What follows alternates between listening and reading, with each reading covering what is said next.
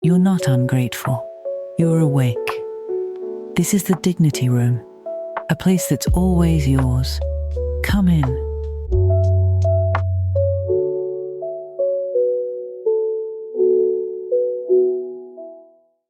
Someone asks you where you want to eat, and you don't know.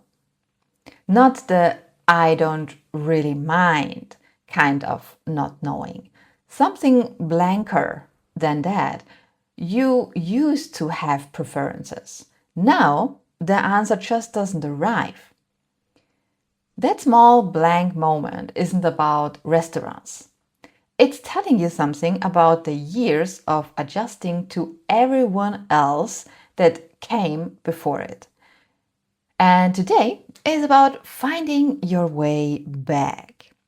So, in the last episodes, we talked about the loneliness and the team and the needs you don't say. Today goes to what's underneath all three. Maybe you have adapted for so long that you've lost access to what you actually need, not suppressing it in a single moment. The habit of adapting became so complete that the wanting went quiet altogether. This isn't just a relationship issue, it's an identity issue. The woman who adapted herself into invisibility so hard to find for herself too. So it started as reading a room well, adjusting without being asked, making things easier. And those qualities are real and they've served you. The problem is what happens when they are practiced without limit, without a self underneath that says this far, not further. It started small. In a relationship, you picked the restaurant he wants because it mattered more to him. Or at work, you took the meeting slot nobody else wanted because volunteering was easier than watching people negotiate around you. Both unremarkable at the time. Generosity, even, or just practicality. And then it became a pattern. The adjusting got automatic. So you stopped checking with yourself first because the checking started to feel like an obstacle, a delay between sensing what someone needed and giving it to them. Your own preferences arrived more quietly. Then, in more and more situations, not at all. Here's the insidious part. As the adapting became automatic, it stopped feeling like something you do.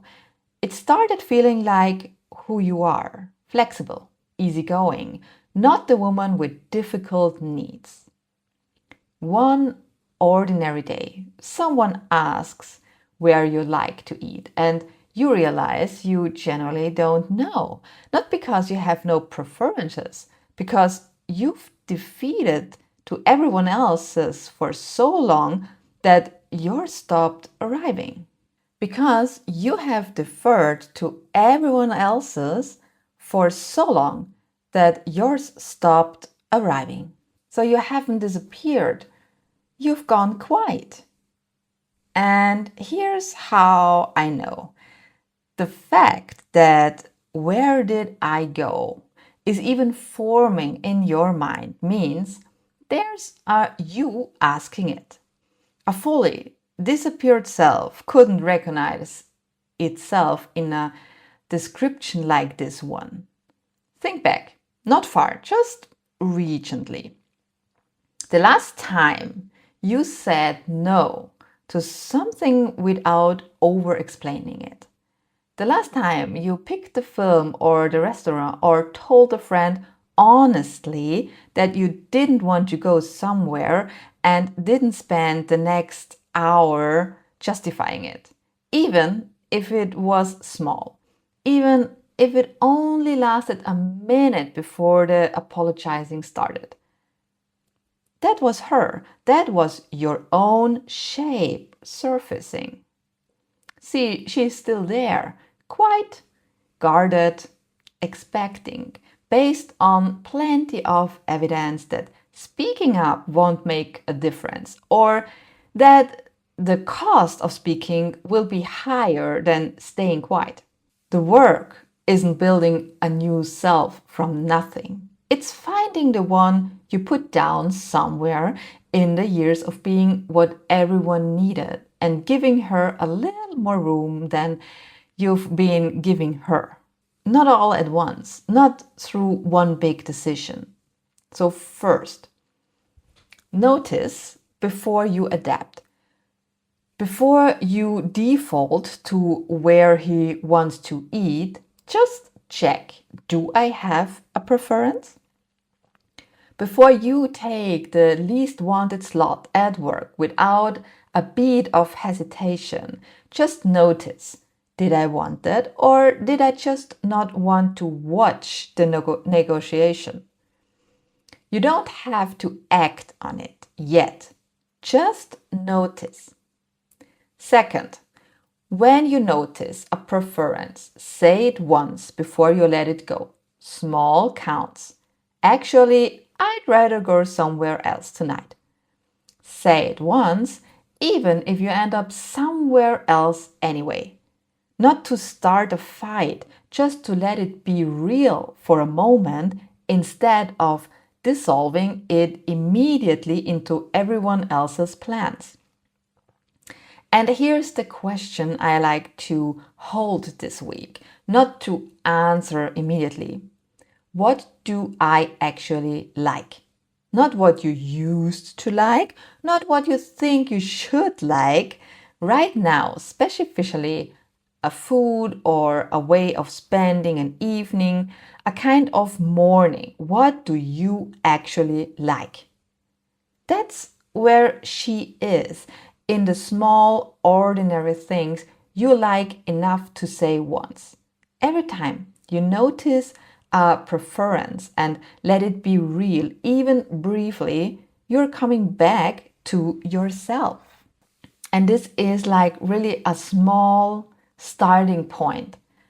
Of course, it won't change everything overnight, but starting to recognize what you want, what you really like, again, this makes a big difference through the future.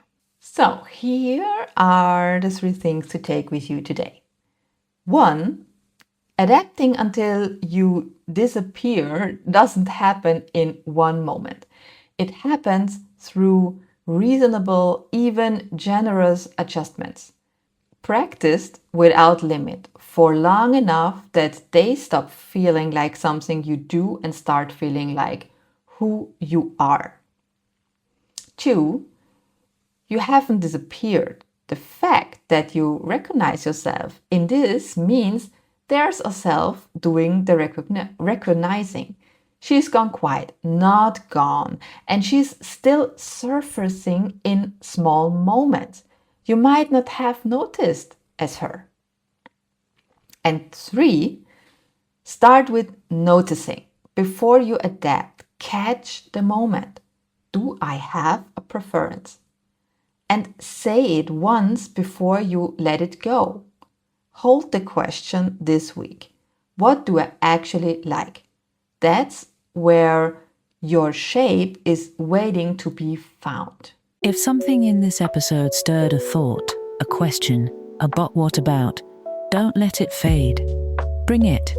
Dignity Queens is our community where women think out loud together and hold each other's words.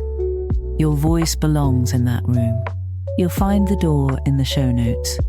This was the Dignity Room.